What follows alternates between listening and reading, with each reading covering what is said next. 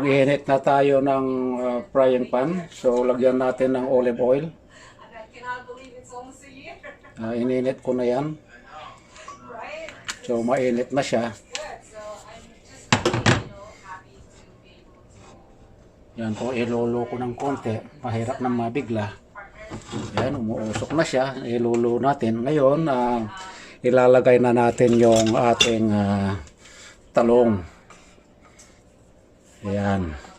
So, ilalagay na po natin. Ayan po. Ayan. Isa-isa natin ilalagay. Ayan. Ayan po. So, ilagay natin pa yung isa. Dahil dalawa lang ang magkasya. Mamaya na yung isa pa. So, ayan po. Yan, i-smash natin. Yan. Tapos, habang niluluto natin, dagdagan natin ngayon ng itlog sa ibabaw. Ayan po. Saglit lang ito. Alam nyo naman na ang itlog madali ang lutuin. Ayan. So, ngayon, just a couple minutes, babalik na rin po natin yan. Yan.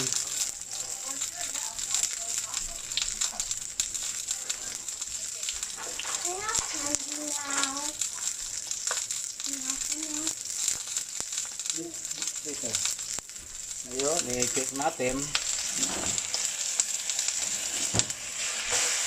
Yan. So, tamang-tama. Muntik ng ma-burn. Pero okay lang yan. Ayan po. So,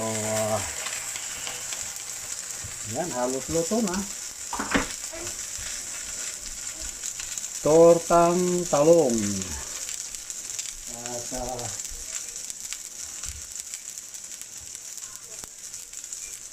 siyempre, ililipat natin dito sa another plate.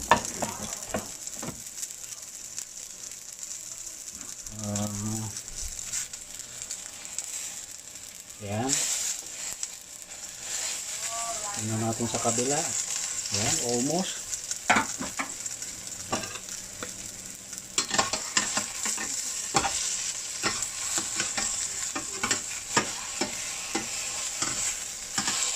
Yan, ililipat na natin dyan. At kanon din dito sa isa. Ililipat na rin natin.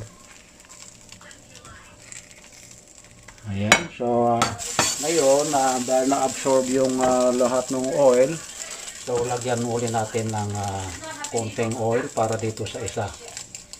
Ayan.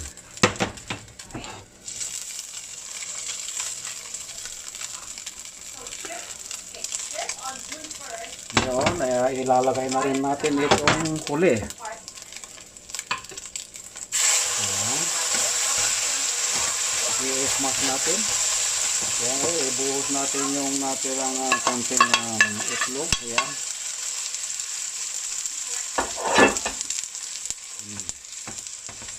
Saglit lang yan.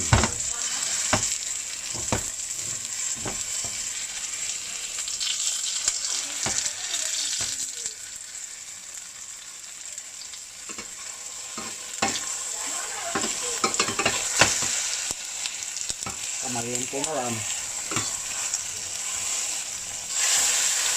Ayan po. So, halos luto na. Ngayon, yung natitirang nating itlog, ilagay na rin natin sa paligid niya. Ayan. Para walang masayang.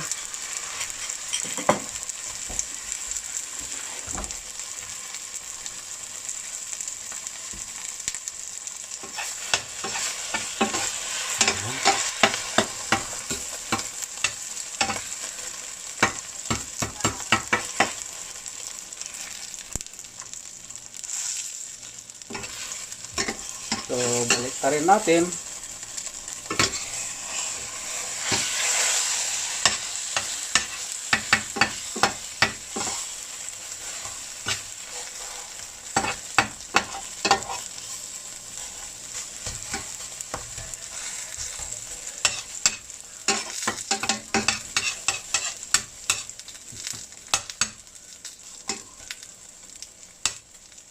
Yan, tatlong itlog. Ay, tatlong itlog, tatlong talong, 4 na itlog. Ayan. So, luto na yan.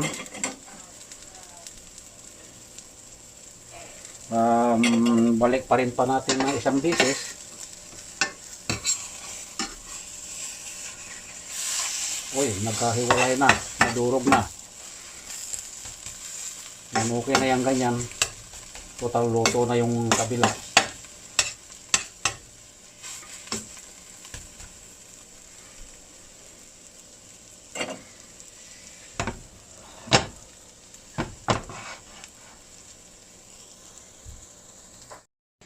So, ayan na yung ating pretong torta. So, lalagyan natin ng kamatis. Paiikutan natin ba ng kamatis?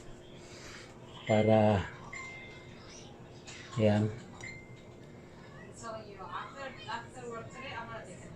Pinakasawsawan niya ba? Ayan. Tapos, dito sa kabila, lalagyan pa rin natin ng kamatis. So, papaikot na lang dito. Ayan po. Ayan. So, may kamatis na siya. So, budburan na lang po ng ano yan, ng asin or paminta kung kailangan. Ayan po.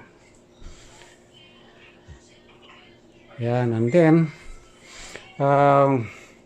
lalagyan din natin ng ano, i-sprinkle natin ng spring onion. Yan. Spring onion, i-sprinkle natin. Ayan po. Para lalong masarap ba pagka may spring onion. Yan, paubos na yung spring onion ko sa backyard. Ayan po. At syempre, tama na yan, yung decoration na yan. Ayan po, ready nang kumain. Yan, mga kapatid, kung nag-enjoy kayo sa aking pinakitang video, paano ako gumawa ng tortang talong na mahaba, yan, ay huwag kalilimutang i-like, comment, and subscribe my channel, Leonardo De Guerto.